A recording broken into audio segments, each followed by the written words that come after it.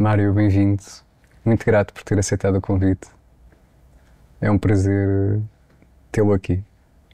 Eu aqui agradeço, António, por ter esta disponibilidade para me fazer um convite para estar aqui consigo. Vamos ver se corresponde à expectativa.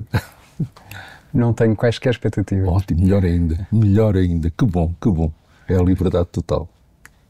Mário, quem é o Mário Simões?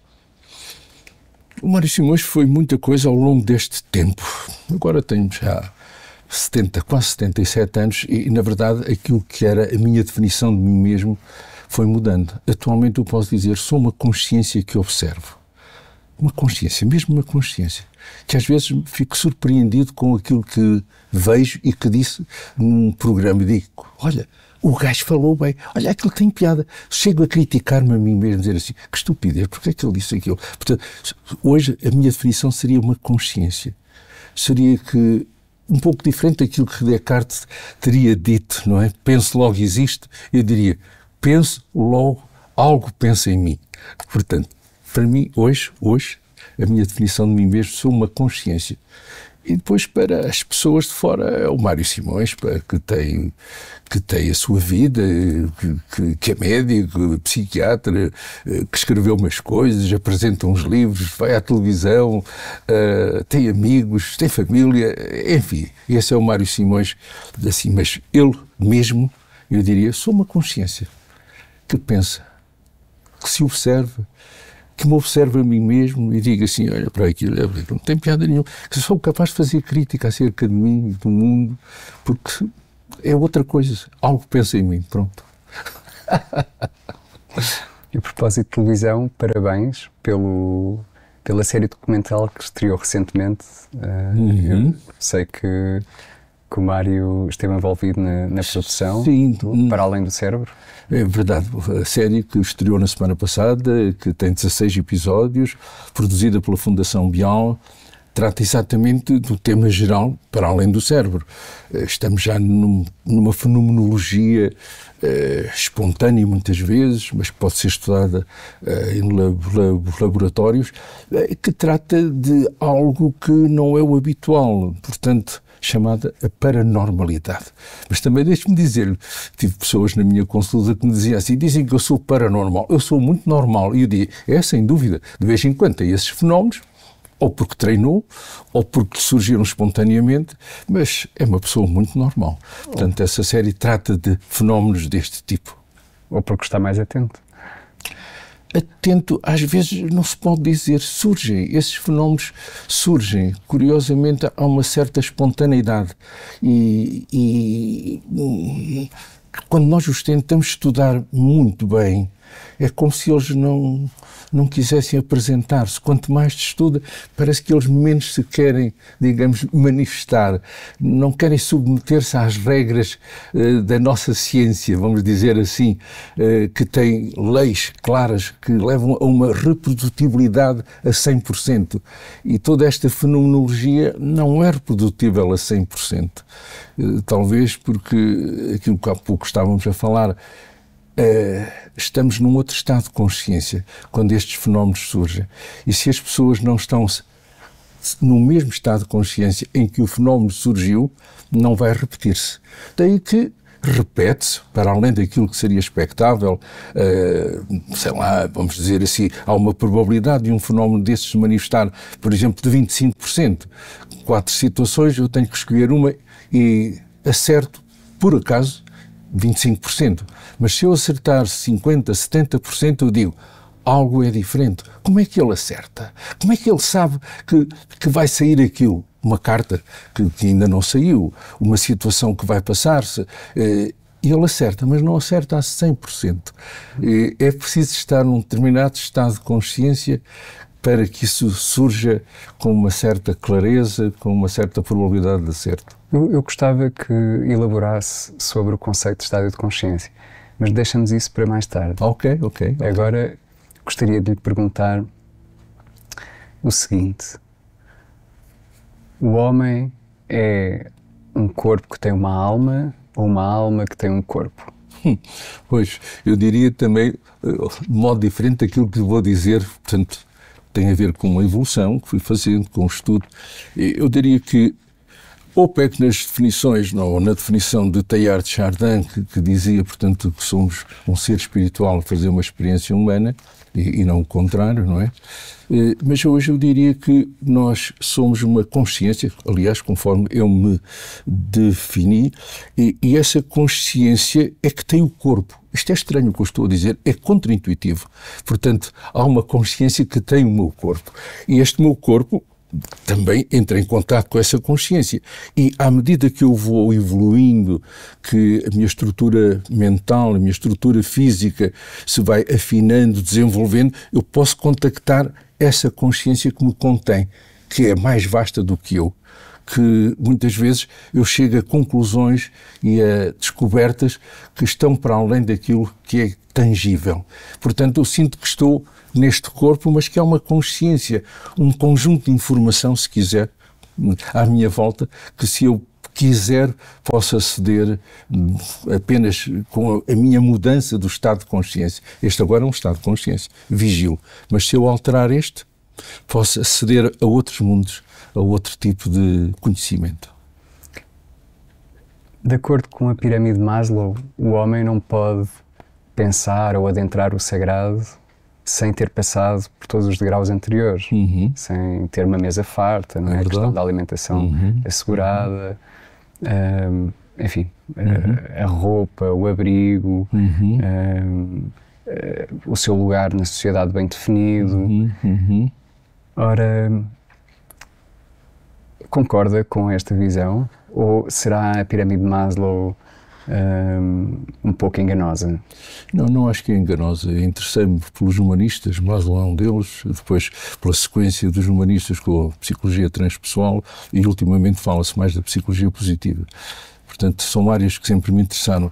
E, na verdade, se nós não estivermos brincando com a base da pirâmide de Maslow, saciados e quentinhos, será muito difícil levar uma pessoa a expandir-se para outros.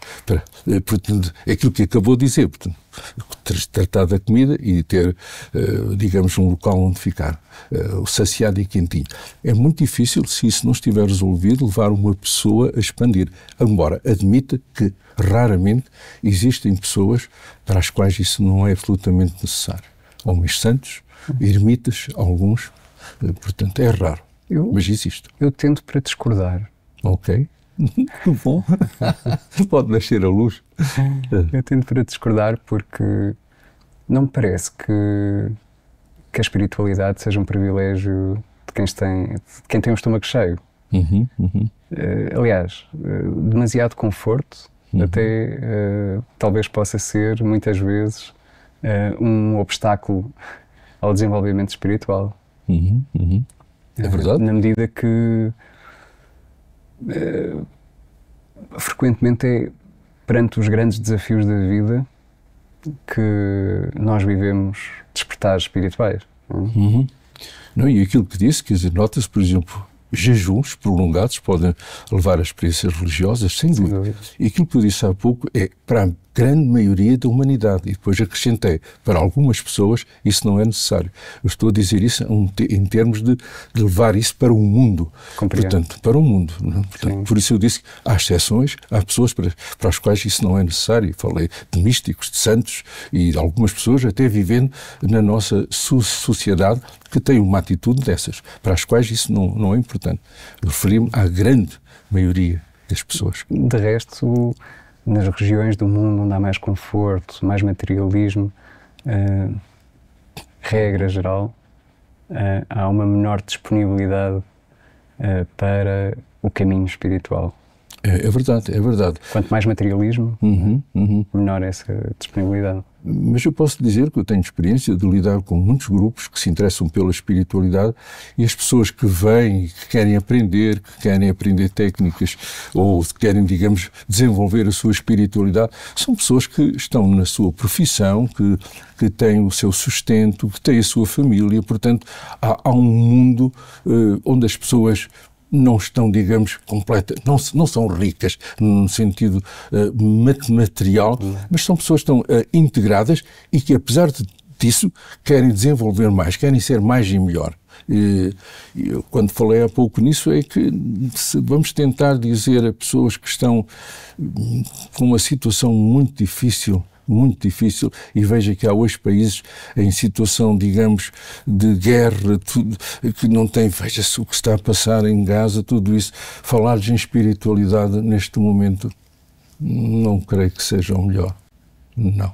Querem paz primeiro. Querem ter um shelter, querem ter um local onde durmo, querem ter comida. Quem vê os vídeos fica... Não. Falar-lhes em espiritualidade, não. Compreendo. E, afinal, qual será a verdadeira idade das trevas? A altura em que se dá mais importância ao mito? Ou os períodos em que se dá mais importância à tinta com que o mito é escrito? É uma questão. Qual é a verdadeira idade das trevas? É difícil responder, porque sempre se dizia, e eu ouvia e li muitas vezes, que a Idade Média era a Idade das Trevas. Hoje sabe-se que não. Era a Idade das Trevas no geral, para o povo, mas havia muita gente com muita luz, em conventos, por exemplo, ermitas. Havia, na verdade, conhecimento que era divulgado apenas a alguns. Portanto, não se pode dizer que era a Idade das Trevas, apenas só se considerar uma grande população que não teve acesso a esse conhecimento. Hoje, a Idade das Trevas também existe, curiosamente, apesar de termos acesso, de termos as enciclopédias num telemóvel, a Idade das Trevas, de certo modo, são umas trevas de outro tipo, vamos dizer assim. Não é do conhecimento tridimensional, não é da física, não é da química, não é da eletrónica, não. A Idade das Trevas é do desconhecer do sentido da vida. Isso eu acho que é uma Idade das Trevas. Quer dizer, estou cá para quê? Isso é que é a Idade das Trevas. E Buda dizia que a ignorância é a raiz de todos os males. é verdade. Talvez seja a ignorância em relação às nossas origens, não é? A desconexão da nossa alma. Qualquer ignorância. Buda tinha como causa de sofrimento, uma delas era essa, exatamente, a ignorância, sobretudo essa que acabou de falar, do sentido da vida, o que é que cá estamos a fazer, tudo isso. E poderia dizer-se que trevas é não ter também sentido de estar aqui. Estou cá para quê? O que é que eu vim cá fazer? Claro que isto pressupõe, se calhar, alguma filosofia prévia de que existe um sentido na vida. Eu acho que sim. Eu acho que sim. Podemos falar um pouco sobre isso, porque há pessoas que dizem, não, esta vida são 2 dias, um dia já passou e pronto, e acabou-se e não tem mais nenhuma preocupação. Não é a minha atitude na vida. Eu acho que estou neste planeta, podia estar noutro, com algum sentido. Talvez as pessoas veem todas com um sentido, mas ao nascer ficam com uma amnésia cósmica, não é? Como se fossem começar tudo de novo. Mas, na minha opinião, e daquilo que, enfim, tem sido a minha experiência de vida e filosofar sobre os assuntos, experiências que tenho feito noutros estados de consciência, nós nascemos com algum sentido, mas que no ato de nascer se perde. Algumas crianças vão tentando ainda perceber alguma coisa até uma certa idade, 7 anos, às vezes até a adolescência, e depois perde-se. Porque são as solicitações da vida, da educação que tiveram, do seu grupo de esquina, e essa informação que acederam por instantes. Há uma certa hipnose, não é? Há uma certa hipnose. Do meio, não é? Pode dizer-se. E, portanto, perdeu-se esse sentido que eu acho que todos nós nascemos com um sentido, mas que se perde ao nascer. É quase como se fosse um apagão. Agora estamos a falar de apagão. Apaga-se para iniciar de novo, como se não houvesse uma contaminação. Em algumas filosofias podia dizer-se assim, para supostamente, a palavra é mesmo, supostamente nascer sem karma. Olha, para utilizar alguma palavra que anda por aí assim, supostamente, mas não. Nascemos com... Não nascemos tábua rasa, como dizia o Locke, não. Nós nascemos já com alguma informação, mas que depois não conseguimos aceder, por aquilo que eu disse, a uma amnésia. Vem-me esta imagem do gênio da garrafa, não é? O gênio a entrar na garrafa. Ou seja, uma alma que é vibrante e amorosa e que entrou na garrafa. Entra em veículos muito densos e opacos. Mas é curioso que e que se sente oprimida, não é? E que depois tem que aprender a... Não sei, eu lembro-me que na parte da história do gênio da lâmpada, se esfregar a lâmpada ele sai. O esfregar, o que é isso? É polir alguma coisa, é modificar o seu estado de consciência. Portanto, é curioso, esfregando a lâmpada o gênio sai. Esfregar é ação. É ação. É ação, não é? Tem que haver ação. Tem que haver ação, é isso. Que tem que haver o caminho dos gregos, não é? O caminho grego, tu conheces-te a ti mesmo, mas depois o caminho romano também tem a sua importância, que é do domina-te a ti mesmo. É verdade, é verdade. É o conhece-te, é o que é o pôr em marcha, não é? A ação. O pôr em marcha. É aquilo que eu vou dizer, é bastante importante. As pessoas, muitas vezes, eu lembro que aqui há tempos alguém me perguntava se a intenção é suficiente para mudar alguma coisa. Antes da intenção, há o desejo. Eu desejava fazer uma viagem. Bom, agora passei para a intenção. Se eu não passo a ação, fico só na intenção. Quer dizer, a intenção não chega para alterar as coisas. Mesmo que eu tenha uma intenção de mudar, se eu não faço qualquer coisa, mesmo que seja um ritual, olha o que eu estou a dizer. Quer dizer, não é necessário pegar em algo material, mudar, mexer em objetos. Um ritual, eu tenho que fazer uma ação qualquer propiciatória para que a intenção atue. E nesse sentido, a parapsicologia pode ter um papel importante? Tem de certeza. Eu associo mais a psicologia àquele conhecimento de nós mesmos que pode ser útil em certa medida, mas fica sempre aquém do desenvolvimento espiritual. É verdade, associa-se muito, e esta série, na verdade, tem esse aspecto, e talvez a ideia que quando foi fundada a Fundação, que tinha no seu parágrafo primeiro o objetivo para estudar a espiritualidade humana, apoiando-se nessas duas disciplinas, a parapsicologia e a psicofisiologia, tinha exatamente essa intenção. E porquê a parapsicologia e toda a fenomenologia que está ligada, não é?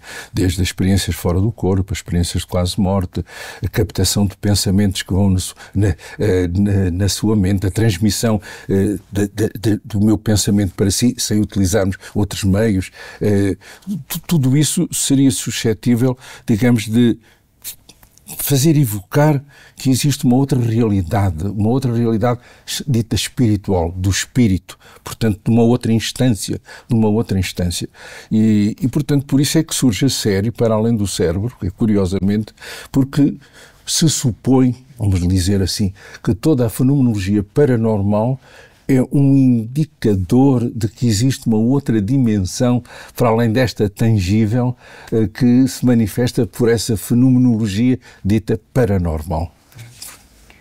Os antigos, por exemplo, os indianos antigos consideravam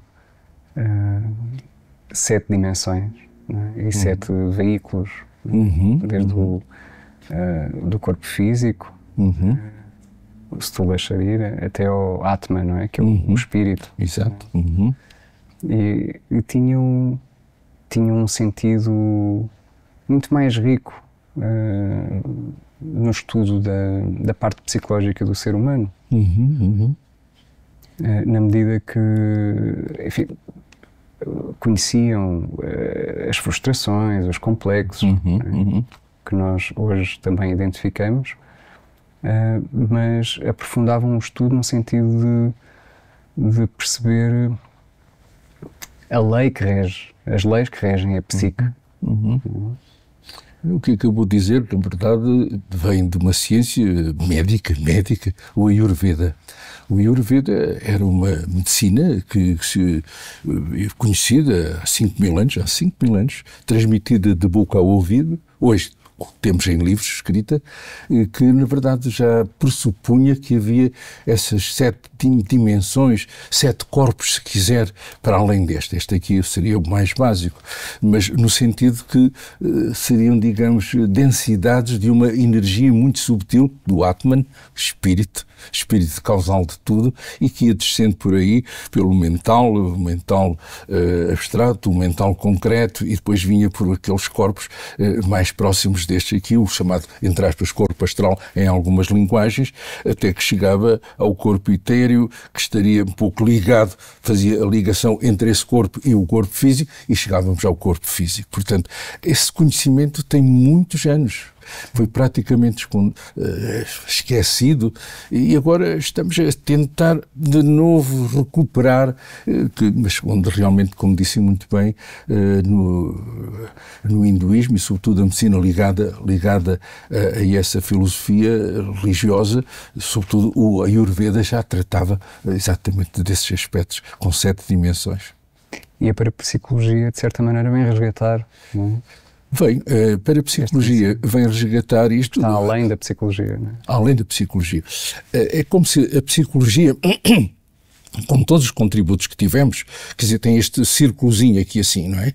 E, ok, temos os contemporâneos, desde Freud, psicanalistas vários, experimentalistas da psicologia, mas começou a surgir, por exemplo, há bocado falou em Maslow, aumentou um pouco, portanto, depois de Maslow veio a psicologia transpessoal que nos disse, há outros estados de consciência, há, digamos, espiritualidade. Não rejeitou o que está aqui, portanto, e agora veio a psicologia positiva de Seligman, que diz, bom, e se nós quisermos fazer a cura, digamos, reforçando aquilo que é o positivo, sei lá, o perdão, a gratidão, o otimismo. Portanto, em vez de dar grande importância, digamos, à patologia, vamos dizer, o que é que melhora a pessoa? Portanto, falei em 2 ou 3 dimensões que não rejeitaram, digamos, a causalidade que foi vista. Aqui assim, não, apenas expandeu o espectro da ação. É apenas assim que eu vejo, digamos, o avanço da psicologia para outras áreas. Sim. É natural. A evolução da humanidade não é linear. Não é? É como um pêndulo. Não é? Há períodos de alta espiritualidade a que se seguem depois períodos de extremo materialismo. É verdade. Então, bom, na verdade, há coisas que eram válidas há 500 anos, que há 200 anos eram negadas e que agora voltam a ser aceites, como é o caso, por exemplo, da hipnose. Não é? Exatamente. Há bocado falou no pêndulo, eu diria que os fenómenos biológicos e até históricos são mais numa linha de tipo de sinusoide. Portanto, curva para baixo, curva para cima e depois repete-se. Porque a sociedade e a história, nós vemos que os fenómenos são cíclicos. Portanto, ou de espiral. Não? Ou de espiral. Ok, de espiral e nesta linha, do lado de fora ou do outro lado, quer dizer, é como se uns anos depois, um século depois, séculos depois, estamos, de certo modo, um pouco mais acima, um pouco com mais conhecimento, mas a repetir parte do núcleo que estava lá. E nesse sentido, eu penso que é exatamente o que se está a passar, digamos, atualmente, e estamos, se calhar, num período onde estamos a recuperar toda uma espiritualidade latente. Posso recordar-me que cerca de 1 ano ou 2 me pediram para falar em congressos sobre o que é que a espiritualidade pode trazer à medicina. E há realmente hoje cada vez mais estudos que nos dizem que a prática espiritual tem realmente vantagens várias, até de um ponto de vista físico, como de um ponto de vista psicológico, portanto. E hoje está a ser levada para as escolas universitárias, o ensino, sobretudo, da mindfulness, da meditação plena, portanto, da atenção plena, porque realmente há muita literatura científica que diz as vantagens que tem de um ponto de vista psicológico e de um ponto de vista físico. A hipnose terapêutica, ou usada para fins terapêuticos, era usada pelos antigos, por todas as civilizações antigas. Há registros nos papiros, nos pergaminhos, em livros. E, no fundo, realmente isto é cíclico, não é um resgatar. A hipnose pode considerar-se uma espécie de meditação guiada? Peço desculpa, só um momento. A hipnose, numa definição muito simples, é um estado de sonolência. E, ao defini-la assim, posso dizer que todos nós somos auto-hipnotizáveis 2 vezes em cada dia. Quando eu estou a adormecer, ainda estou a captar informação de fora, enfim, da rádio, da televisão, da conversa na cozinha, mas já estou a ter imagens e são ali 5, 10 minutos, isso é um estado de hipnose. Quando eu estou a acordar, a mesma coisa, portanto, um estado de sonolência. E esses 2 estados... As ondas teta, não é? Como? As ondas teta? Sim, exatamente, ondas teta, alfa-teta. Alfa, basta fechar os olhos, entra em estado de alfa, relaxamento, teta, imaginação. Portanto, juntam-se. A hipnose, portanto, eu até diria, é um comboio, se quiser, agora falando do ponto de vista neurofisiológico, foi um assunto que eu estudei, é um comboio de carruagens teta, teta, teta, teta e uma alfa de vez em quando. Portanto, isto é, digamos, em termos neurofisiológicos.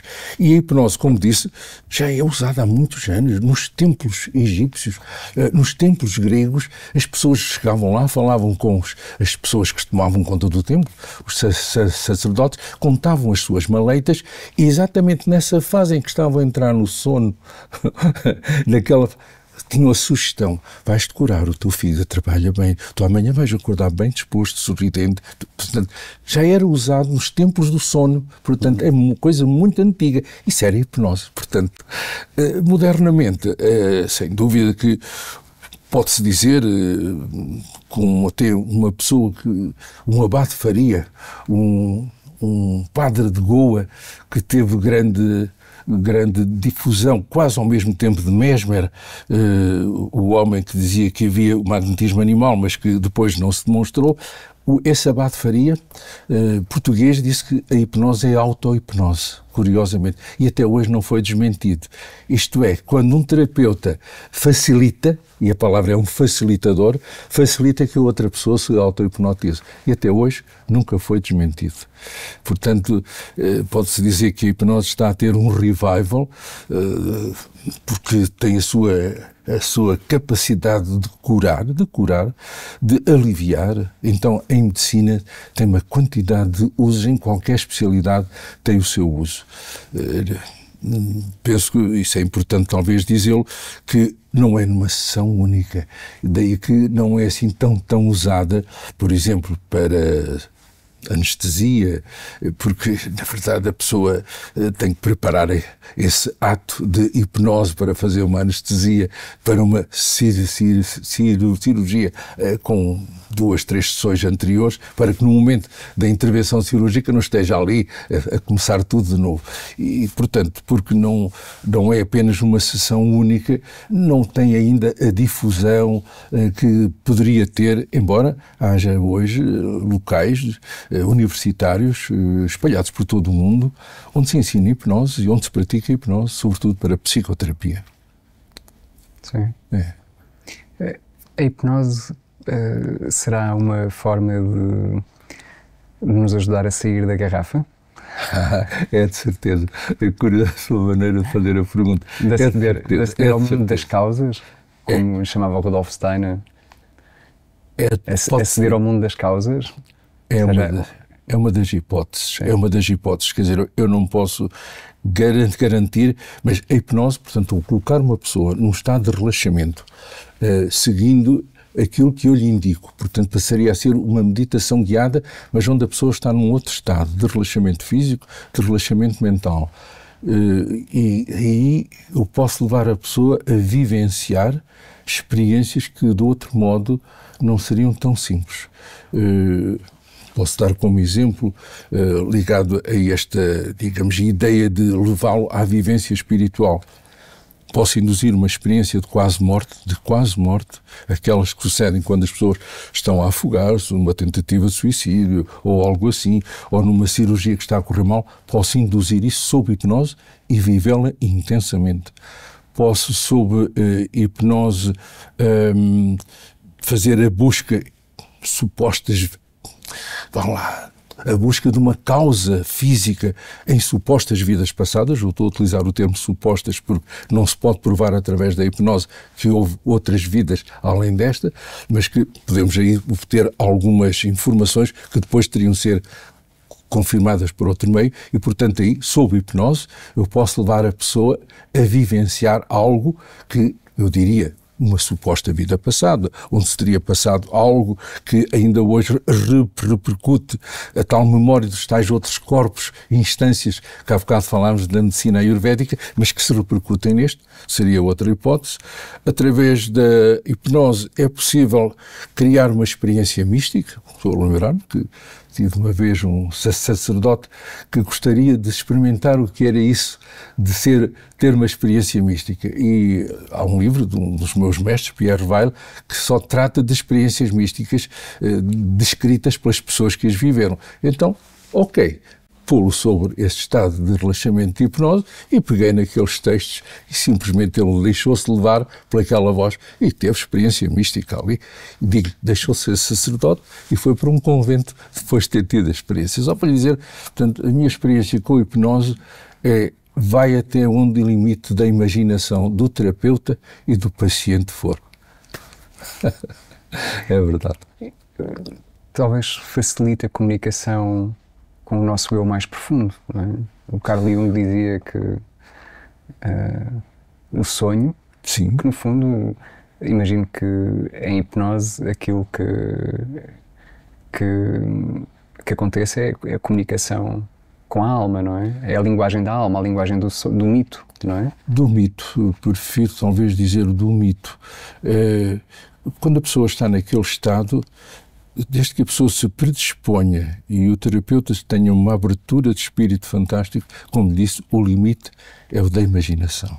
E aí, se eu sugerir naquele estado contacto com o mais íntimo de si, e eu até costumo utilizar uma expressão, com o seu eu superior, e as pessoas entendem o melhor de si, contacto com o melhor de si, com o seu eu superior. Ouçam, se ele falasse, o que lhe diria? Portanto, esta é uma das técnicas que nós utilizamos, quer dizer, há assim uma série de protocolos para conversar com o paciente quando queremos obter qualquer informação. Esta, que eu disse, é talvez a mais simples, aquela que está mais à mão para a pessoa dizer, eu não sei o que vou fazer, o que é que eu vou resolver. E então as pessoas muitas vezes têm uma resposta espontânea ou vão para uma situação, como disse, do mito. Estou a recordar-me, por exemplo, de uma senhora que, enfim, envolveu-se com outra pessoa, contou ao marido, o marido, enfim, ficou assim um bocado, digamos, distante, e ela perguntou-lhe assim, então, o seu eu superior, o que é que lhe sugere? E ela vem assim, talvez como foi em Camelot, talvez como foi, digamos, o rei Artur e com a Guinevere, com a Genoveva. Então, e o que é que fez o rei? O rei perdoou. Então, o que é que o seu superior lhe diz? Que eu tenho que falar com o meu marido? Talvez ele perdoe. E perdoou. Estão hoje ainda a viver. Portanto, fui ao mito buscar a solução. Portanto, a hipnose permite, conforme eu lhe disse, tudo. Depende da nossa imaginação e da pessoa que está connosco. O Mário falava sobre vidas passadas. Sim. A regressão muitas vezes leva-nos não só à infância, mas também a vidas passadas. É verdade. Eu digo supostas vidas passadas porque nem toda a gente, digamos, que passa por uma vivência dessa aceita. Mas para quem acredita, É, portanto, a pessoa vê-se noutra personagem, vê-se noutro tempo, vê-se noutro local, e não posso provar que é uma vida passada porque há explicações alternativas, como em tudo na vida. Vamos supor que... Mas muitas vezes foram verificadas, não é? Essas histórias. Exatamente, isso é importante. O Brian Weiss conta absolutamente a história de uma paciente. Ele não acreditava sequer em vidas passadas. Exato. Mas passou a acreditar quando verificou que as histórias que a paciente lhe contava, sob hipnose, correspondiam de facto à vida de pessoas que tinham vivido anteriormente. É absolutamente, isso que acabou de dizer. Eu até diria mais longe. Um colega meu, que já não está entre nós, Ian Stevenson, um professor universitário de psiquiatria, sem utilizar a hipnose, portanto investigou mais de 2.000 crianças com 5, 6 anos, que contavam e tinham comportamentos que não tinham nada a ver com a sua cultura ou com aquela família, apresentavam marcas biológicas no corpo e que diziam que isto foi uma ferida que eu tive, foi assim que eu morri. E ele investigou essas crianças, mais de 2.000, foi com elas ao local onde teriam vivido, e naquele local reconheciam pessoas que estavam ali que nunca tinham visto, reconheciam a cidade e até, digamos, cantos da casa. Eu li sobre esse estudo. Exatamente. Portanto, era com a mulher dele, não é? Sim. Era um casal. A mulher acompanhava, mas ele, Ian Stevenson, era a pessoa que fez esta investigação e ainda hoje foi continuado por uma outra pessoa, Jim Tucker, que vai aparecer e vai falar destes estudos nessa série da Fundação Bial. Portanto, isso aí faz, digamos, aceitar como muito plausível, olha a palavra que eu estou a utilizar, muito provável, o próprio Ian Stevenson, que dizia, são casos sugestivos de reencarnação. Ele não queria dizer, são sugestivos, são evidentes, tudo leva a crer. Parece que ele era muito cuidadoso para não ofender, digamos, as pessoas que têm uma certa dúvida. E já agora, há bocado eu estava a dizer, porque vem muita gente, sobretudo que trabalha nestas áreas, dizer assim, pronto, a pessoa está, digamos, a transferir um problema atual para uma suposta vida passada, no fundo. É uma defesa do inconsciente, é uma defesa, está a colocar-se noutra personagem, noutro tempo, noutro espaço, algo que é atual. Portanto, é uma explicação. Outras pessoas dizem, não, isso é um mito, a pessoa tem mitos, não é? Há mitos pessoais, há mitos coletivos, e a pessoa coloca-se num outro mito, adquire uma outra personagem, uma outra personalidade, para resolver a sua situação atual. De um ponto de vista estritamente terapêutico, acreditar ou não tem qualquer interferência na melhoria da pessoa. É como se fosse assim ou assado, o facto de transformar aquilo que aprendeu nessa suposta vida passada e reformular, ressignificar, trazer ideias para agora, para esta vida, é o que interessa. Eu compreendo a diplomacia de alguns investigadores e professores neste campo, a escolha criteriosa das palavras para não ofender suscetibilidade, para não ferir suscetibilidade. É mesmo isso.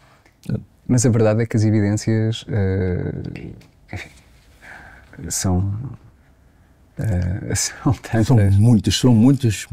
Bom, de resto, há inclusive crianças que conhecem e falam uma língua de uma cultura completamente diferente. Hábitos diferentes na sua vida do dia-a-dia, como disse. Sabem exatamente como morreram, têm a cicatriz, nascem com a cicatriz, com a marca, não é? Exatamente. Um dos livros, o último livro, talvez, de Ian Stevenson, foi acerca disso.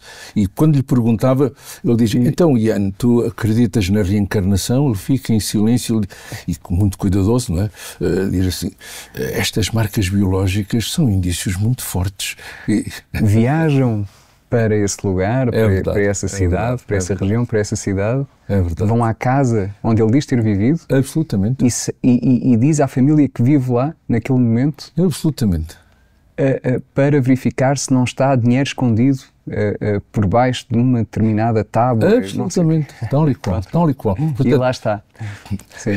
Mas está a ver, as pessoas podem dizer assim, há pessoas que se interessam pela parapsicologia, e que dizem que isso tudo não passa de uma super PAS, a percepção extrasensorial. Quer dizer, eles estão a captar informação, não deles, mas de algo que anda por aí e que aterrou na mente deles. Portanto, as explicações, conforme disse, por mais dados que se queiram apresentar, se a pessoa não dá a chance de que essa seja uma hipótese viável, vai sempre rejeitar. Todas as civilizações antigas, enfim, não acreditavam, quer dizer, tinham a reencarnação como dado adquirido, não é? Inclusivamente os cristãos primitivos. Sem dúvida. Por exemplo, agora que falou nisso, porque é que Jesus pergunta quem dizem que eu sou? Dizem que tu és Elias. Portanto, essa pergunta, quem dizem que eu sou? E, portanto, a resposta vem de alguém que já tinha precedido. Portanto, faz pensar que nesse tempo era bem aceite essa ideia da reencarnação e que uma pessoa poderia voltar à Terra. Portanto, nada de novo, nada de novo. Mas estou-lhe a falar de como é hoje a ciência vista, escrutinada. Já agora, deixe-me dizer, quando as pessoas fazem uma regressão sob a hipnose, e eu fiz muitas, as pessoas muitas vezes vêm daquilo, quando abrem os seus olhos, acorda e tal, aterrou aqui no meu consultório, e a pessoa fica assim a olhar para mim, professor, isto foi verdade ou imaginação? A minha resposta, vou lhe dizer qual é, diga assim, o que é que apetece acreditar? E eu pergunto a palavra apetece porque é a palavra que quase que chama intuitivamente por alguma coisa, como quando comemos um gelado, não é porque temos fome, não é porque temos sede, apetece. Então é algo que nos satisfaz em todos os aspectos. E a pessoa diz assim, apetece-me acreditar que foi mesmo verdade. Então, se isso lhe faz sentir melhor, se lhe dá mais sentido à sua vida, acredite. É a minha resposta. Eu não posso dizer foi verdade, foi mentira. É o que a pessoa é que tem que validar aquilo. E se fosse imaginação? O que é imaginação? De onde vem a imaginação? O que é imaginação? É verdade, é verdade. Imaginar. O que é imaginar? É curioso que a palavra imaginar é aquilo que vamos usar quando estamos sob hipnose. Que a pessoa diz, eu não estou a ver nada, eu não ouço nada, eu não sinto nada. São as linguagens do corpo que nós temos. Eu digo, imagine. Imagine que se fosse uma pessoa, se fosse uma personagem, imagine, começa aí. E a imaginação é um conjunto de dados que já adquirimos ao longo da nossa vida, de informação, de história, de experiência pessoal, e juntamos isso num filme que nós fazemos. Imaginar é um filme pessoal com tudo aquilo que nós temos de dados adquiridos até hoje. Até mesmo dados físicos, doenças pelas quais nós passamos, tudo. Portanto, eu diria que vamos buscar à consciência tudo aquilo que é necessário para a imaginação. À cloud, à nuvem. À cloud. Olha, pode-se dizer assim, agora estava a falar da imaginação e pensei assim, ok. Onde estão armazenadas todas as memórias, todas as vidas? Todas as vidas. Como sabe, certeza que já leu, muitos relatos falam dos chamados registros akáshicos, onde tudo estaria, e pronto, é uma filosofia, é algo que pessoas acreditam plenamente. Eu diria que se nós tivermos uma definição de consciência muito antiga, que eu diria que é talvez a primeira cartografia da consciência, aquele símbolo A1. Parece um 3 que tem uma vírgulazita, um tracito em cima e um pontinho lá. São 3 letras do sânscrito. E essas 3 letras têm um som, A1. E esse A1 representaria a totalidade, seria o todo. E se nós decompusermos essas 3 letras com esta forma que nós vemos quando vamos a um ginásio de yoga ou qualquer coisa, temos assim, digamos, a parte de baixo daquele 3, eu diria que seria aquilo que eu vejo, que eu capto com os meus sentidos, a realidade fora de mim. Na parte de cima, os meus pensamentos. Os meus pensamentos que só vêm cá para fora se eu lhes contar. Nessa vírgulazinha, os meus sonhos. Isso também faz parte, posso metê-los na minha imaginação. E aí nota que aquela vírgulazinha está muito fechada. É assim, portanto, para os sonhos, eu ter, digamos, presentes, quase que tenho de ser acordado quando estou, digamos, a viver. E isso vê-se pelo movimento ocular rápido. E a parte depois que está por cima tem assim um tracinho, aquilo que nas tradições, sobretudo orientais, chama o véu. Portanto, para lá do véu desta realidade. E para lá do véu desta realidade é quando entro num outro estado de consciência. Quando entro no sono, quando entro no sonho, quando entro na hipnose, quando tomo psicadélicos, quando fico em certas posturas, tudo isso que é suscetível de alterar esta consciência em que estamos agora. Então entro nesse pontinho lá em cima, que é um mundo espiritual, é um outro mundo. E isto tudo é a consciência. A consciência é isto tudo. O estado alterado de consciência é talvez o nosso estado natural de consciência, não é? Mais natural. O estado... Este é o estado onde nós estamos mais tempo, porque é necessária a vida, é necessária a autonomia, ao cuidar de mim, ao cuidar do corpo. O outro é para eu ter mais conhecimento e talvez um conhecimento que me diga sobre o sentido de estar aqui com este corpo. E esse está para lá do véu. Consegue-se obter num outro estado de consciência, mais facilmente. Porque a obtenção do conhecimento, isso é interessante, agora que estamos a falar, a obtenção do conhecimento não vem só do método científico. Quer dizer, o método científico é um método de obter conhecimento que nós queremos que seja reprodutível para os aviões andarem, para os elevadores, para curar doenças. Portanto, quer dizer, é algo, digamos, operacional, necessário à vida qualquer que ela seja. Mas há outras formas de obter conhecimento, seja pela experiência pessoal, pelo desporto, pelas artes e até pela conjetura, que é o que estamos aqui também a fazer nesta nossa conversa.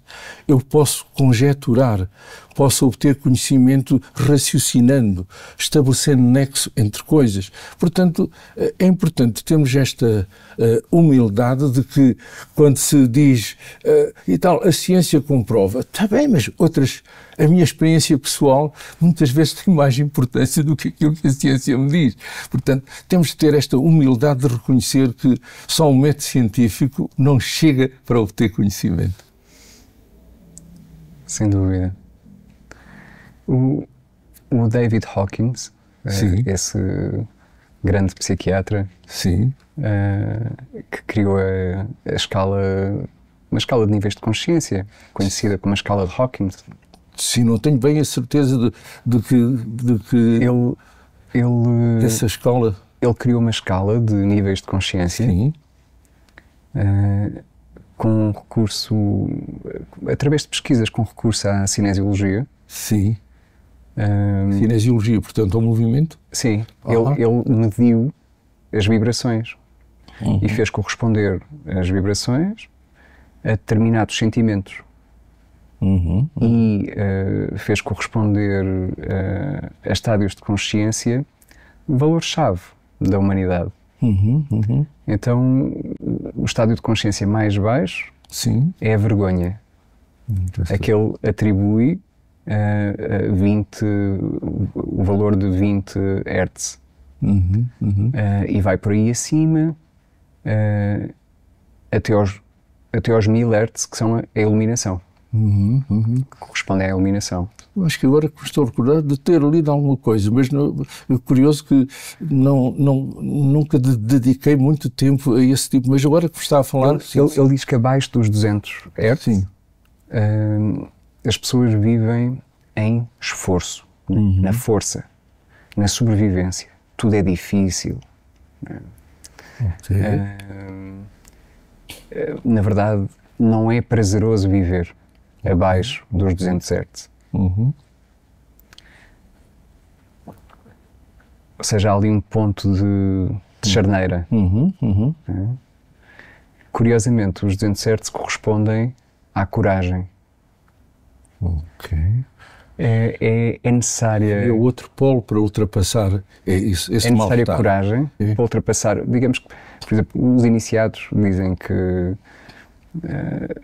o homem só começa a viver verdadeiramente a vida depois de despertar para a vida interior.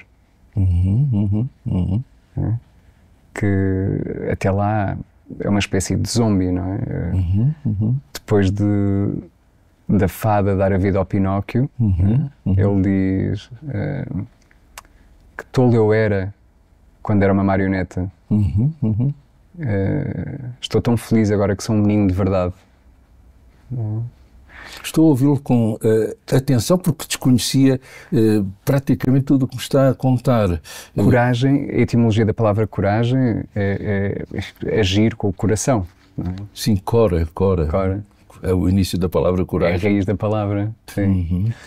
Então, será que o coração é aquilo que está em sintonia com Deus, não é? Que está ligado ao tal amor, à tal fusão, não é? À totalidade. Não é? Será que quando abrimos o coração, quando começamos a agir com coragem, a dominar as paixões, a cólera,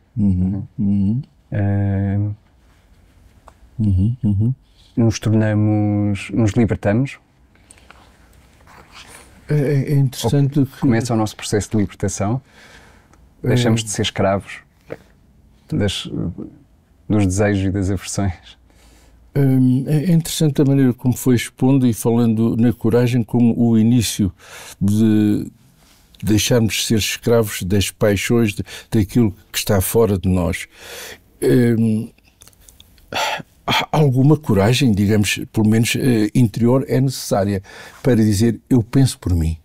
Eu acho que se eu não pensar por mim primeiro, porque eu tenho que ter informação e depois eu vou pesar aquela informação e aí deixe-me dizer que é difícil eu, sem ter algo que me leve a ter a boa decisão, o kairos,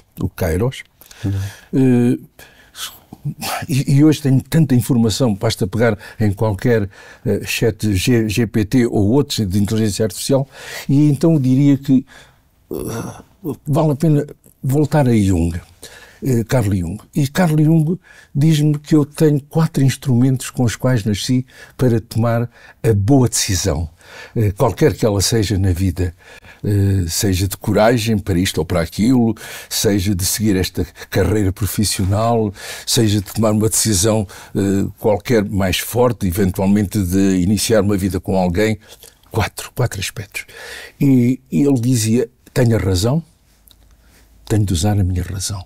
Portanto, se eu não usar a razão, falou no coração, eu não vou esquecer, já lá vamos, mas se eu não usar a minha razão, pá, a coisa fica mal. Mas ele diz, só não chega. E ele diz assim, mas depois tenho a minha emoção. Portanto, a razão diz-me o que está correto e incorreto, o que é lógico, o que não é lógico. Depois tenho a minha emoção, e a emoção diz-me do que é agradável, do que é bom, do que é desagradável. Isto é agradável? Sabe-me bem pensar nisto? Ou esta decisão, imaginar o que vai ser a emoção? Depois tenho a sensação, isto dá-me arrepios ou não? Quer dizer, o corpo, é o corpo que reage, é uma linguagem do corpo. Portanto, já tenho a razão, a emoção, a sensação. E ele apresenta um 4º aspecto, a intuição. E a intuição é algo que, como eu disse há pouco, o que é que me apetece? É intuitivo. Isto é intuitivo. Quer dizer, como disse o comer gelado, não é? Não é porque tenho fome, não é porque tenho sede. Quer dizer, o que é que me apetece? E estes 4, se jogarem para o mesmo lado, a probabilidade de eu ter o kairos, a decisão certa, pode atingir os 95, 99%. Porque depois há outros fatores, não é? Que me são estranhos, que são as circunstâncias de vida, etc. Mas em relação entre mim e mim, se eu tiver estes 4 a votarem no mesmo sentido, ok, a probabilidade é elevadíssima de eu estar a tomar a decisão certa. Às vezes ganham 3 contra 1. Eu digo, ok, são os meus instrumentos com os quais eu nasci, vou seguir, digamos, a maioria. Quando empatam estes 4, 2 contra 2, eu aí fico e digo assim, qual é aquele que está a falar mais alto dentro de mim? Para eu tomar alguma decisão, se não fico naquela indefinição, vou, não vou, faço, não faço, digo, não digo. Portanto, isto para responder, portanto, àquilo que me estava a dizer, é aquilo que eu recomendo e que eu faço. Jogo com esses 4 elementos com os quais todos nós nascemos. O kairos tem que ver com a libertação do Cronos, não é? Do Exatamente. espaço-tempo. Exatamente. A elevação para um espaço-tempo sagrado. Disse muito bem, é a libertação do espaço-tempo para um outro tempo sagrado. E esse sagrado é o que dá sentido. É o que dá sentido à vida. Porque o sentido da vida, não posso dizer para si é assim ou não. Veja o sentido da vida para uma criança perto do Natal. Quer a bicicleta, quer o brinquedo. Uma pessoa adulta diz assim, é aquela viagem que eu gostava de fazer, o que dá sentido naquele momento. E mais tarde, o que dá sentido era ter uma casa, era ter um curso, era ter uma família, era ter um filho. E os sentidos vão mudando. Portanto, possivelmente, em algumas pessoas, esse sentido da vida, do estar aqui, o para quê, não é porquê, é para quê, que inclui também os outros, que inclui o fazer o bem, o dizer o bem, o ser uma pessoa mais e melhor, vem exatamente da experiência de vida ou exatamente dessas decisões que foram sendo tomadas tendo em conta esses 4 fatores que eu há bocado falei. E isso pode levar ao sagrado, pode levar a um sentido de que eu estou aqui porque faço parte de um todo, não sou uma peça sobressalente, não posso ser substituída, e eu faço parte desse todo, é também através de mim que esse todo fica mais consciente, quase que me atreveria a dizer assim, como se o universo, o todo, precisasse de mim, de um animal, de uma pedra, para ter experiências, para ser mais consciente, para ser mais e melhor, mais consciente, em que nós então temos aqui um nosso papel também, é tornar o cosmos mais consciente e aí consciente talvez para levar àquilo que as religiões mais antigas sempre falaram, do amor e da sabedoria, juntar as duas coisas. Descobrir o coração é descobrir Deus? Também é. Mas como disse, Deus, se é o todo, é também esta tridimensionalidade, é sabermos das coisas, é saber da sensação, quer dizer, o coração no sentido metafórico da amorosidade, é também. Portanto, Deus não pode ser só isso, não pode. Para mim, no meu conceito, é o todo, é a palavra que eu tinha, é o uno, é onde tudo se inclui, até as pedras. Sim, os chineses antigos, não é? Falam no yin yang, não é? A dualidade que vem de forma muito prática, não separam a metafísica da física. Está lá. Não separam o metafísico do físico. É verdade, aquilo que acabou de dizer, no yang o preto tem um pouquinho de branco e o branco tem um pouquinho de preto, quer dizer, veja, nesse sentido, portanto, é o todo, digamos, eu não consigo dizer de outro modo, a não ser juntar esse amor que é o coração com o saber das coisas também. Pode ser um saber que, como disse, pode ser atingido através de um outro estado de consciência, mas este do toque da realidade é também absolutamente necessário. Estamos a falar de algo filosófico que é difícil se a pessoa não passa pela experiência. Não sei o que lhe possa dizer mais acerca... Não será o conhecimento mais importante, a verdadeira sabedoria, ter consciência, ou buscar a consciência de onde vimos e de para onde vamos, qual é a nossa função, a nossa missão aqui na Terra. Já tinha há bocado falado nisso. O António agora está de novo a retomar o tema. É perceber o porquê de estar aqui. O porquê de estar aqui, o para quê, de onde vimos, para onde vamos. São as perguntas mais antigas que a humanidade fez. Quem sou eu? Quem sou eu? E muitas vezes, neste até quem sou eu, e há bocado começámos a falar de supostas vidas passadas, reencarnações, dados, se calhar eu não sou só um, eu sou muito dentro de mim, com muitas experiências e que, se quiser, pegando um pouco naquilo que falámos há bocado das supostas vidas passadas, é como se eu estou aqui pela primeira vez. Pela primeira vez. Então isto não é reencarnação? Não. Estou aqui pela primeira vez. Com este corpo, com esta cara. Mas trago muitas memórias. Memórias de um tempo. Coisas não resolvidas. Desta vez estou aqui para as resolver. Trago, se calhar, uma memória de uma suposta vida passada de há 500 anos, de uma de há 1000 anos, uma de há 150, e na verdade aquilo que reencarna então seria, na minha opinião, as nossas neuroses. Vamos lá ver. Portanto, aquilo que reencarna são as neuroses que temos que resolver. E nascemos com essas predisposições.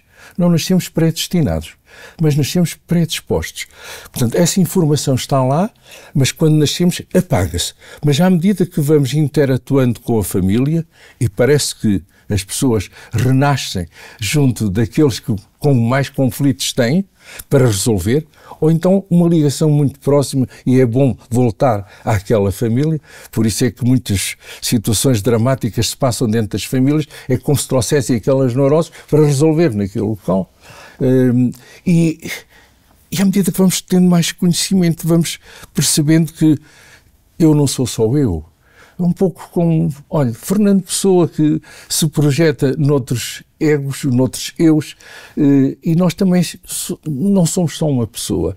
Temos dentro de nós alter egos. Eu chamaria assim, para não chamar heterónimos, mas são alter egos que trazem informação, que nos fazem sentir melhores em determinados locais, que nos fazem gostar de certas coisas, que nos fazem ter uma habilidade fantástica para tocar um instrumento, para nos dedicarmos a uma ciência qualquer, e toda essa informação seria, portanto, já presente, só que foi, digamos, expandindo através das circunstâncias de vida, da educação, do nosso grupo de esquina. Isto, portanto, para lhe dizer que eu sou um simpatizante, não sou militante, mas sou um simpatizante desta maneira de estar e de ver o meu estar no mundo. Mário, a propósito desta planta, eu comprei pequenina. Na verdade, no mesmo momento comprei duas. As duas receberam a mesma quantidade de água, eram regadas com a mesma frequência, tiveram a mesma exposição solar, mas uma estava na nossa cozinha, que é onde a nossa família passa mais tempo, e a outra estava numa parte da casa que não é tão utilizada. Esta cresceu bastante, como se pode ver, a outra nem tanto. Como é que se explica isto? Admitindo que as plantas parece, vou utilizar a palavra parece que também têm alguma vida, suscetível de serem sensíveis, e há alguns estudos também ligados a estas áreas da paranormalidade que fotografaram plantas cortadas e que foram utilizadas câmaras Kirlian para ver se tinham uma certa aura e que, portanto, que há sofrimento, que as plantas seriam suscetíveis de se defenderem também de algo.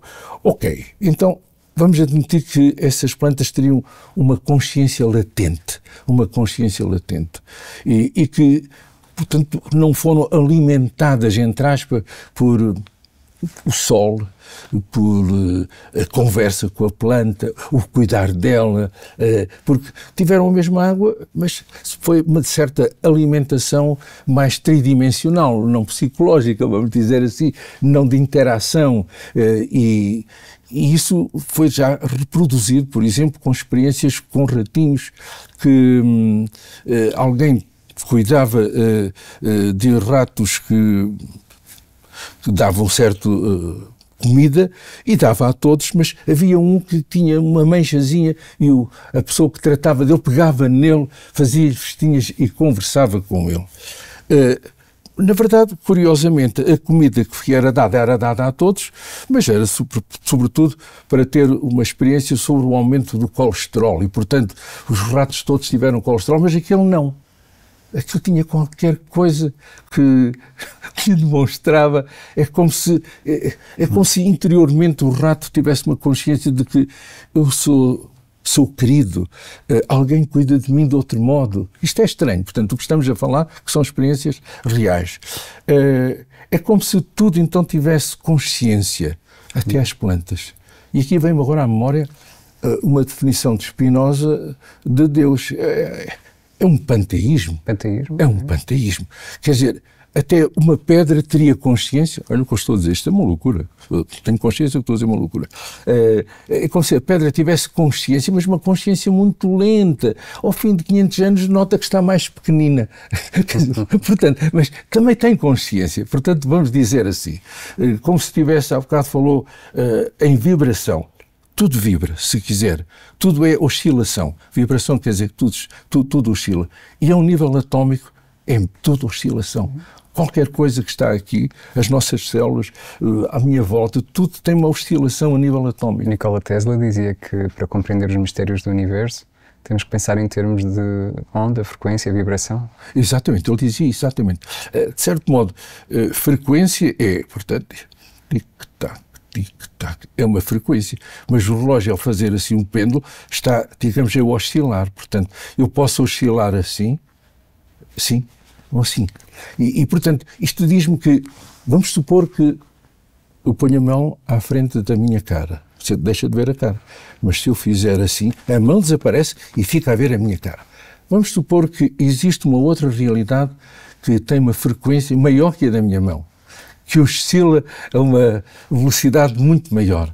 Então é possível que esteja aqui, à minha volta, algo nessa oscilação, nessa vibração, mas que os meus sentidos não captam.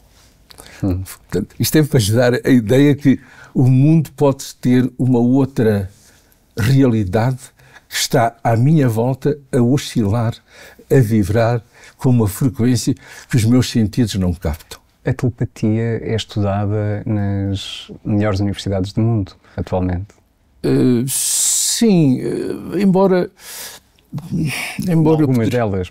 Sim, algumas delas. E foram estudadas, por exemplo, em Stanford, por exemplo, mas são laboratórios que, de um modo ou outro, deixaram de ter suporte e agora, com toda esta política que estamos a ver das melhores universidades, sem dúvida, na América, deixaram de ter dinheiro para investigar, sobretudo, áreas destas e outras semelhantes. Mas a telepatia, sim, é levada para as universidades em alguns aspectos. Nós vivemos na era da internet. Sim. Dos telemóveis, do WhatsApp, do Facebook. Serão essas tecnologias sombras daqueles que são os nossos poderes inatos, naturais, dos nossos poderes telepáticos? A tecnologia, de certo modo, simula tudo aquilo que o ser humano faz, portanto, faz mais rápido. Simplesmente isso. O ser humano faz, e tudo aquilo que nós estamos a ter de tecnologia hoje, atual, é de certo modo para fazer isso, mas mais rápido.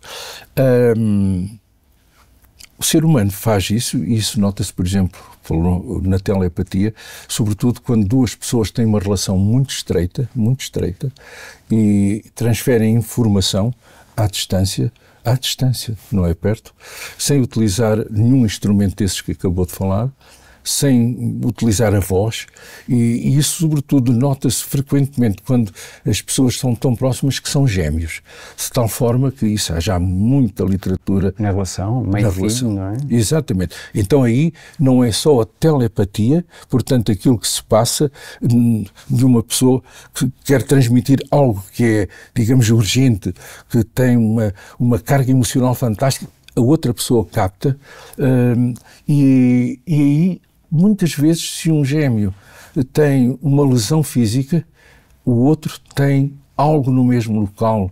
Quer dizer, se uma pessoa, por exemplo, caiu, teve uma queda e tem realmente um hematoma grande, o gêmeo, naquele momento, sente qualquer coisa. Não tem a mesma coisa, mas tem algo muito semelhante à mesma hora. Portanto, esta informação, isso existe. A telepatia, transferência de informação à distância, sem ser pelos meios eletrónicos ou pelos meios dos sentidos, isso existe. E foi já muito replicada em muitos locais onde se faz investigação nesta área. E provavelmente é mais comum do que possamos pensar. Muitas vezes a telepatia, portanto, a transferência de informação mental, manifesta-se por sincronicidades. Quer dizer, é uma outra forma que eu diria para chamar o que é a telepatia.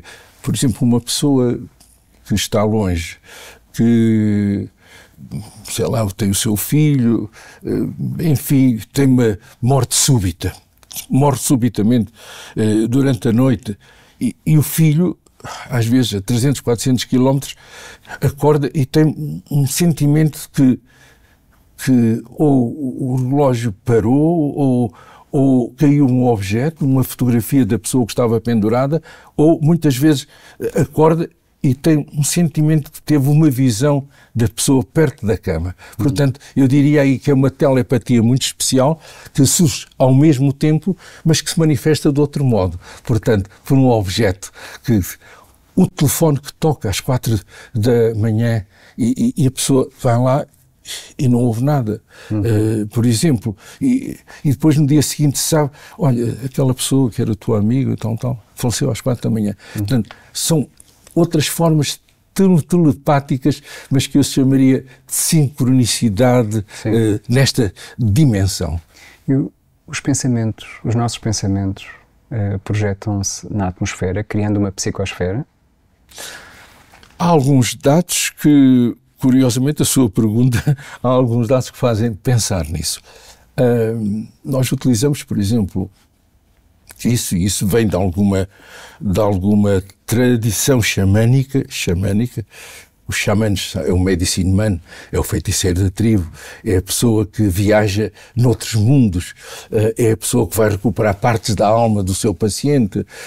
E nessa tradição xamânica é possível levar o paciente a ter uma conversa num estado de relaxamento, de hipnose, num outro estado de consciência, que pode ser induzido, há bocado, como eu disse, por psicadélicos, sem dúvida, não tem que ser só a hipnose, e nesse estado de ter uma conversa com uma pessoa a quem quer transmitir algo, fazer as pazes com essa pessoa, pedir desculpa, levá-la, digamos, a dizer, contacta-me, e, portanto, aí fala, digamos, alto, mas naquele estado, por exemplo, eu estou apenas a ser a testemunha daquela conversa, e isso foi para o ar. E ficou assim como se fosse uma mensagem que anda no Starlink, e quando a outra pessoa estiver num estado semelhante àquele, vamos supor, está a ir para a cama, a adormecer e tal, e diz assim, devia telefonar àquela pessoa. Nunca mais pensei nela. Portanto, é um pouco essa a ideia. E isto funciona estranhamente. Então nós afetamos essa psicosfera e essa psicosfera afeta-nos. Sem dúvida. Portanto, é possível que nos afete, mas aquilo que nos afeta tem que estar, temos que estar nesse estado semelhante onde aquilo que foi produzido na psicosfera para eu captar, se não passa-me ao lado. Pois, uma vibração.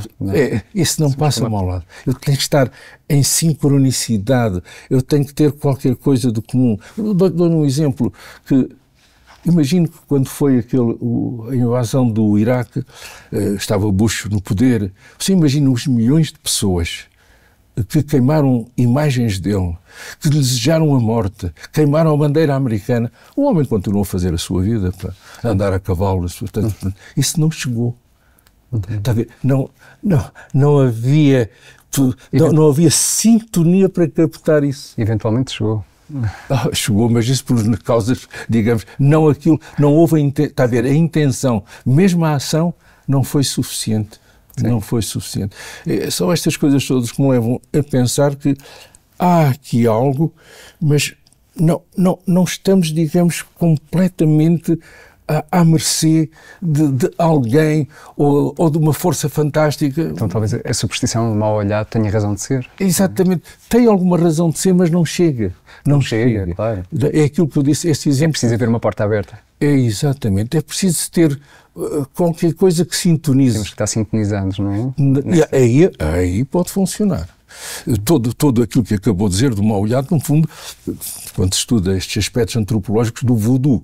O voodoo, portanto, há muita literatura feita sobre isto. Se a pessoa sabe que foi feito qualquer magia negra contra ele, mas ele tem que saber. Se não souber, também não dá resultado. Esquisito, como estou a dizer. Portanto, mas o facto de eu saber, já estabeleci um link. Estabeleci a porta.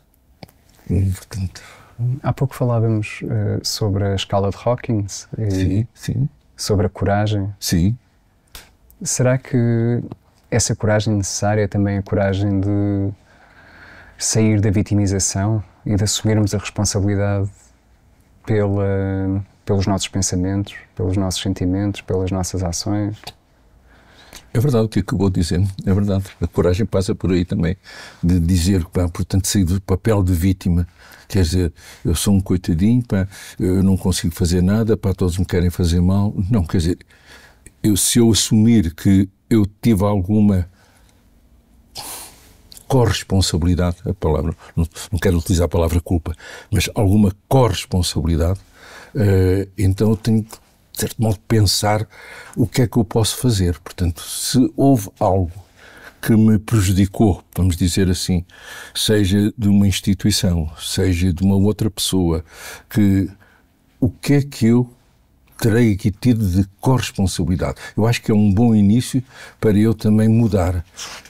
Estou-me a lembrar que eu orientei uma tese de mestrado sobre bullying, e a pessoa que fez essa tese, que eu orientei, a certa altura, uma das conclusões que se retirava era que a pessoa vítima de bullying tinha também corresponsabilidade nisso, pela sua atitude, pela maneira até como estava sentada, quer dizer, de certo modo quase que estimulava as outras pessoas. Portanto, e ela teve que aprender para dizer assim, não, você tem que estar com uma outra postura, tem que possivelmente mudar qualquer coisa também em si.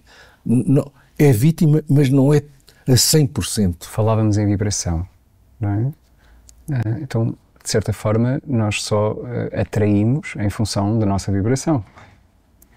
Não será assim? Ou seja, aquilo que vemos e aquilo que vivemos é, de certa maneira, atraído por nós próprios.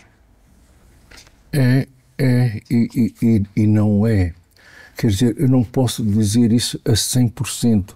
Quer dizer, que eu atraio aquilo que é também, mas não só. Quer dizer, existem circunstâncias para além de mim. É como se eu não posso ver-me como, digamos, o Todo-Poderoso, quer dizer, então eu passaria a ter uma influência fantástica. Quer dizer, se eu vibrar de outro modo, eu vejo que há pessoas que vibraram de outro modo, que fizeram grandes mudanças na sua vida, mas que apesar de tudo não conseguiram mudar algo. Talvez fique um exemplo e talvez depois, após a sua morte, curiosamente, vejo que mudaram mais algo à sua volta do que quando cá estavam. É muito estranho, é como se só a sua vibração interior de amor e de sabedoria não tivessem sido o suficiente. Se calhar porque as circunstâncias, o mundo, o tempo ainda não era propício. Eu estou-lhe a falar disto porque experiências que tive noutros estados de consciência, algo que eu tive que aprender é que mesmo que eu queira o bem, o melhor, naquela altura, o tempo ainda não era assim. Então tive que aprender a esperar o tempo. Portanto, isto é para lhe dar uma resposta que não chega a isso. É como se houvesse um tempo propiciatório. Aliás, aspectos bíblicos falam nisso. Há um tempo para brincar, um tempo para rezar, um tempo para folgar, há um tempo para tudo. E às vezes nós estamos num mood, mas o tempo, as circunstâncias ainda não estão não estão todas ali para que suceda. Como agora se fala muito que os tempos estão a mudar, que se espera uma grande mudança climática, certeza, que se espera uma mudança de mentalidade, que já se fala numa nova terra, eu não quero dizer uma nova ordem, mas uma nova terra, que a espécie humana que está a mudar, que crianças nascem hoje com outras capacidades que seriam impossíveis de ver, tanto quanto eu me lembro da minha infância com 5 anos, meu Deus, quer dizer, hoje vejo uma criança de 5 anos, de 4 anos, com uma outra conversa, com outra maneira de estar, que começam a nascer as crianças que já têm outros nomes, portanto, há um tempo, e agora estamos num tempo de mudança, portanto, agora é possível, é como se eu sentisse que tudo é possível. A imaginação ao poder, que era um dos lemas da Revolução de Maio de 68. Está a ver? Estamos agora, quase 50 anos depois, a levar a imaginação, a melhor imaginação, ao poder. É curioso. É o tempo. Os mitos são desenhados para trazer a luz dos arquétipos? Os mitos não são só narrativa, na minha opinião. Na verdade, um mito é muito mais que uma narrativa. Traduz desejos inconscientes, traduz vontade de mudança. O mito é uma maneira de pôr em palavras algo que nós temos dificuldade de exprimir. E então temos desde toda a mitologia, no fundo, fala de deuses, mas fala de humanos, não é? Os problemas dos deuses eram problemas muito humanos. Portanto, o mito é algo que ultrapassa só a narrativa. Eu diria que é mito e símbolo. É como uma bandeira, por exemplo, uma bandeira de um país. Nós vemos aquela bandeira e aquilo não, é muito mais que um bocado de pano com umas cores. Eu lembro de pessoas com quem falei, imigrantes, que me diziam, ao ver a bandeira de Portugal, choravam. Eu chorava e perguntava, mas chorava porque era tudo. Aquela bandeira era tudo. Nem tinham palavras para dizer. Portanto, os mitos, os símbolos, são muito mais do que uma narrativa, uma conversa, que tocam muito mais, é verdade. É a mesma linguagem dos sonhos, no fundo, não é? É a linguagem dos sonhos. Das tais ondas teta. Sim, teta, exatamente. Teta, sobretudo. Os sonhos são realmente algo que ainda se vive num mundo, diria, de especulação. Freud tentou dar alguma ordem àquilo, mas antes dele já, digamos, pessoas, digamos, do tempo da Grécia tentavam interpretar sonhos. A Bíblia fala dos sonhos também, das vacas gordas e das vacas magras. Alexandre o Grande. Como? Homero. Apareceu no sonho de Alexandre o Grande, falou-lhe na ilha de Faro, não é? Onde ele, na manhã seguinte, ele zarpou para essa ilha no Rio Nilo e fundou Alexandria. Está a ver? Há uma tradição de sonhos e de falar de sonhos. O Paul McCartney sonhou com a melodia do Yesterday, não é? Sim, uma das músicas que mais sucesso tiveram, não é? A música dos Beatles. Está a ver? Deu aqui vários tipos de sonhos. Vários tipos de sonhos. Sonhos proféticos. A teoria da relatividade foi sonhada. E outras, por exemplo... Isto são apenas alguns exemplos, provavelmente... Até, digamos, a química, por exemplo, estou a lembrar o anel do benzeno, sonhado por Kekulé. O Nikola Tesla disse numa conferência no fim da vida que todas as suas descobertas tinham sido sonhadas. Ele acordava durante a noite e as anotava e depois, enfim... levava-as para o laboratório, não é? Sem dúvida, estes sonhos que estamos a falar foram quase todos eles proféticos ou pré-cognitivos. Portanto, mas isso é uma areazinha dos sonhos. Quer dizer, portanto, eu diria talvez a menor parte dos sonhos, a menor parte. Vamos dizer, de 100 sonhos, talvez 5% ou menos seriam desse tipo de sonhos.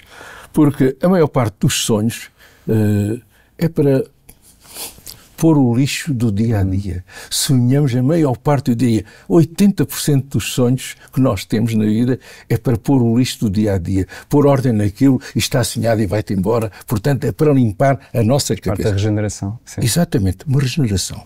Regeneração imunológica, regeneração da mente. E depois há uma outra percentagem de sonhos que é para nós simularmos o que vamos fazer. Portanto, preparamos no sonho aquilo que vamos fazer amanhã. Uma prova, isto ou aquilo, e sonhamos com aquilo. Portanto, uma outra função que os sonhos podem ter, para além destas que eu já falei, seria também aquela que Freud propôs, realizar desejos insatisfeitos. Então vou realizar no meu desejo aquilo que não consigo. Ter aquela pessoa como minha amiga ou como uma mulher com quem eu vou ter, então tenho sonhos de tipo erótico com ela, por exemplo. Portanto, a realização de desejos insatisfeitos. E os sonhos podem ter outras funções, que é simplesmente resolver questões da minha vida, mas que vêm de uma maneira simbólica. E aí vem a interpretação dos sonhos. Aí começa a interpretação dos sonhos. E como é que eu faço isso? Quer dizer, porque é que eu tenho este caos de sonhos e de situações que eu não estava nada à espera? Aí tenho que possivelmente pôr partes do sonho a falar entre elas e a dizer o que é que diria esta personagem que entrou no sonho com a cadeira onde ela se sentou, por exemplo. E é a maneira que eu tenho de fazer uma interpretação pessoal. Ponho personagens, coisas, objetos a falar entre si e crio, digamos, um pequeno romance, esse que me vai dar ideias. Portanto, os sonhos que falou a princípio, diria, existem, são a menor percentagem, eu diria. De resto, tem essa função também de nos proteger, até de fazer com que a gente consiga dormir. Porque ao fim de hora e meia de sono, vem um sonho de 10 minutos, 20 minutos, e é necessário vir o sonho para que eu continue a dormir um sono profundo. É um guardião do sono. Está a ver? Outra função do sonho. Quer dizer, é realmente complexo falar de sonhos, porque não se resume só a uma coisa. Mas todos os que falou existem, têm uma percentagem menor. Algumas pessoas têm a felicidade de ter esses sonhos. Algumas pessoas. Mário, e em relação às medicinas da floresta, às medicinas xamânicas, como a ayahuasca, de que forma nos podem ajudar nestes processos de autodescoberta, não é? De reencontro com o nosso ser mais profundo, não é? O nosso eu mais profundo, o nosso ser superior? Ajudam. É toda uma chamada medicina de influência xamânica, que utiliza plantas que geralmente são psicadélicos que alteram esta consciência que estamos agora. Passamos a ter uma consciência mais expandida, não é? Mais expandida. Entramos em estados ampliados de consciência e aí vamos ter acesso a realidades que são tão reais como esta quando lá estamos. É como se a realidade dependesse do estado de consciência. Saímos da garrafa. Exatamente. Portanto, quando eu lá estou, nesses estados, a realidade é tão real como esta. E aquilo que tem sido usado ultimamente, portanto, é a utilização de psicadélicos, a ayahuasca, portanto, a ayahuasca é chamada o vinho dos mortos. Porquê? Porque não leva a contacto com pessoas falecidas quase sempre, curiosamente. Mas também em contacto com situações que eu já tive muitas vezes supostas vidas passadas. Volto de novo ao tema.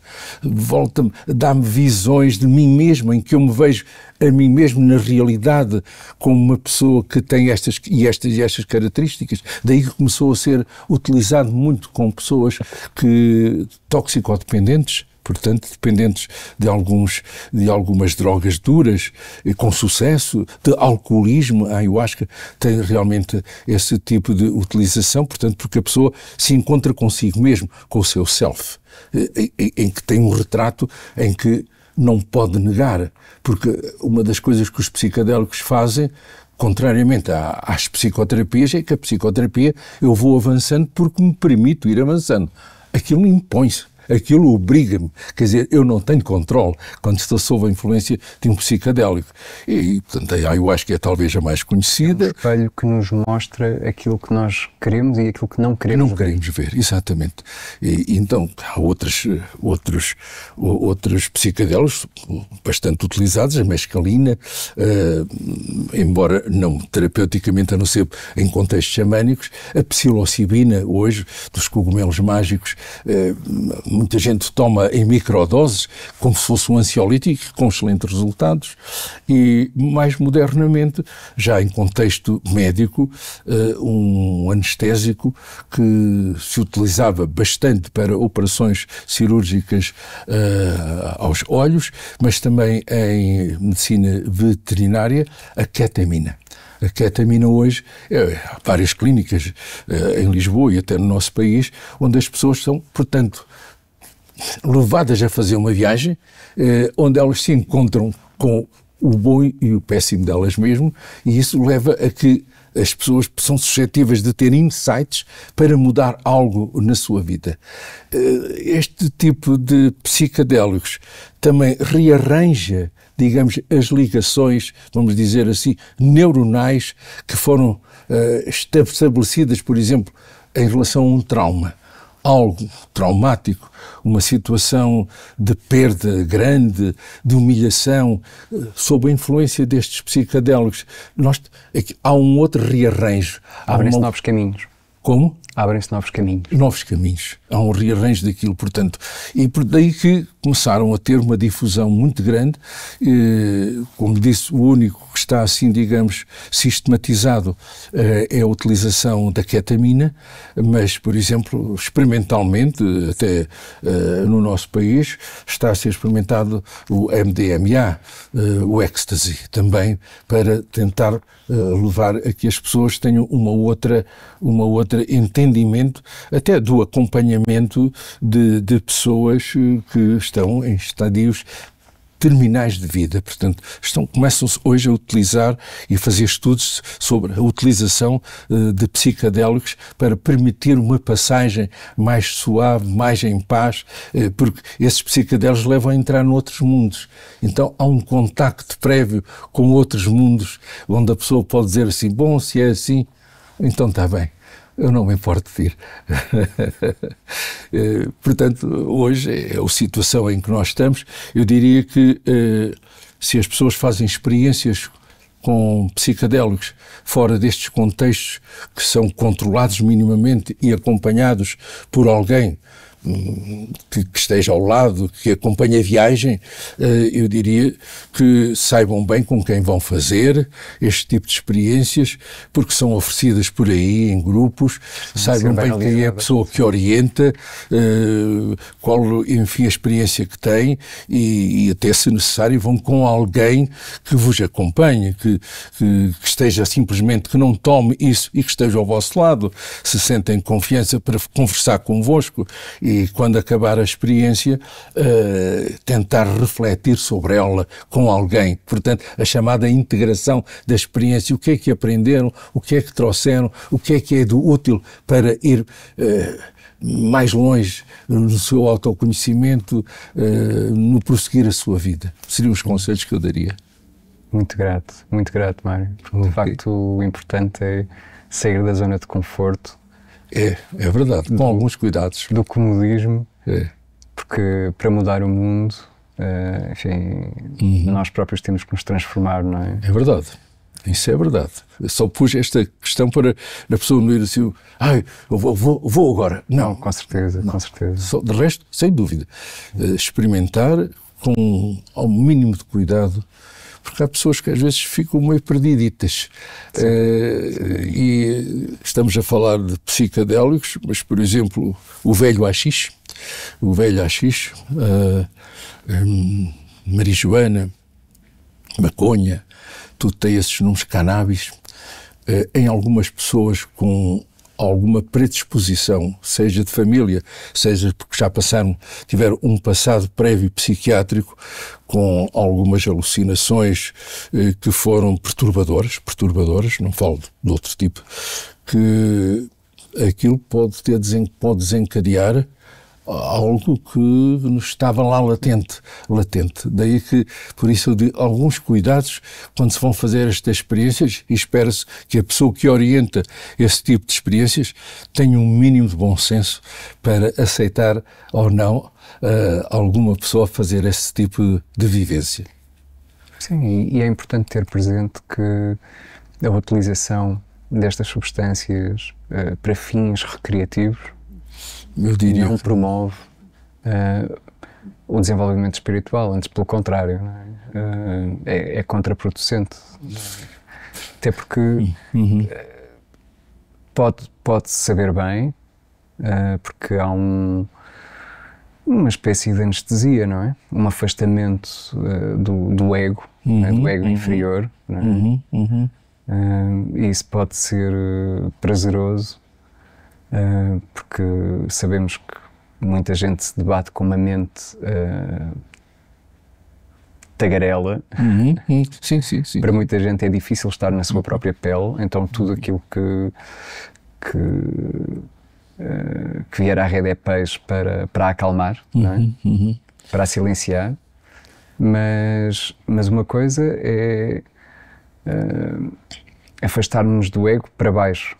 Outra coisa é transcendermos o ego. Sem dúvida, estou absolutamente de acordo consigo. E, digamos, fazer esta experiência apenas recreativo, eu acho que é que a pessoa não sabe, julga que é recreativo e às vezes não vai ser assim tão recreativo como isso. E algumas pessoas ficam addicted, ficam, digamos, dependentes. Foi bom. Porque às vezes tem-se realmente vivências de prazerosas. Então, mais uma vez, 2 vezes, 3 vezes. E cria-se uma certa dependência exatamente disso. Era só recreativo, mas depois já não é o tabaco, não é o álcool, não é a toxicodependência das ditas drogas duras, coca, heroína, mas é exatamente destes alucinogénios que cada vez a pessoa vai subindo a dose e às vezes fica lá perdida. Muito grato, Mário, pelas suas palavras sábias.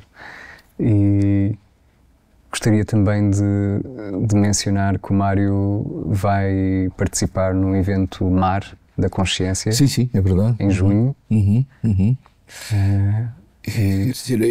Eu aí irei participar. O Mar da Consciência é curioso, é quase um mar inconscio, um mar também inconsciente, mas também consciente, onde veremos falar de várias coisas. Eu lá, pelaquilo que me foi proposto, eu falaria de estados ampliados de consciência, estados induzidos, por exemplo, por estes meios que nós estamos aqui a falar, e eventualmente fazer alguma workshop onde as pessoas podem experimentar isto sem utilização de nada disto, mas apenas a nossa mente, a nossa consciência, numa meditação guiada.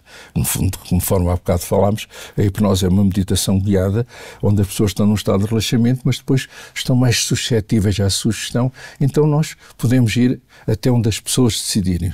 Quando lá eu digo assim, o que vocês querem? Vamos ter aqui uma votação, o que a maioria decidir, então vamos utilizar esse meio, portanto numa situação minimamente controlada, não é? Eu sei, por exemplo, que algumas workshops que eu fiz,